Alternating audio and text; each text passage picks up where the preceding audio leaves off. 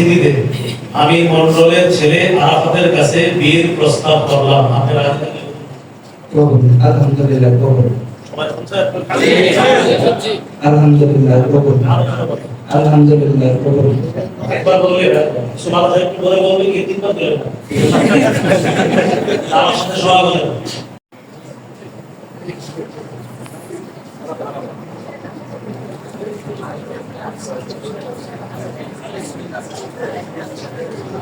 প্রথম কথা হলো ওনার বিয়ের সাথে আপনার সবাই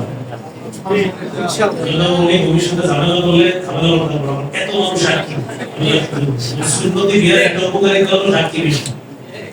এজন্য সাক্ষী তো থাকে বলতো দুইজন চারজন ওই সাক্ষী কখন থেকে বলতে পারে আপনার শুনে দেখে এত সাক্ষী তো শুনতে পারবো আমরা মন দিয়ে শুনি। আমার নাম হলো আরাফাত, আপনার নাম আমির মন্ডল। আমির মন্ডল সাহেবের সন্তান আরাফাত, আর কন্যার নাম হলো আফসানা। আল আমিন সাহেবের কন্যা আফসানাকে মোহরে ফাতেমি বাবদ মোহরে ফাতেমি ধার্য করিয়া আপনাদের সকলের উপস্থিতিতে আমি মন্ডলের ছেলে আরাফাতের কাছে বিয়ের প্রস্তাব করলাম। আপনারা কবুল। আলহামদুলিল্লাহ কবুল। আলহামদুলিল্লাহ কবুল। আলহামদুলিল্লাহ কবুল।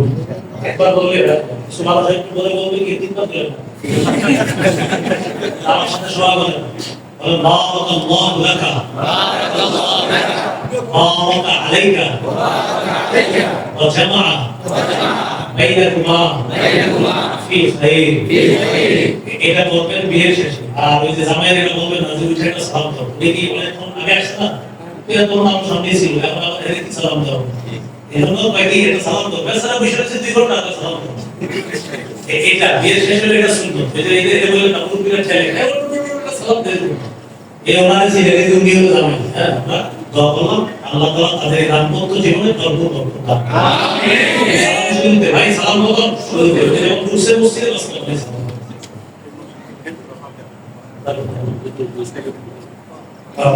أعوذ بالله من الشيطان الرجيم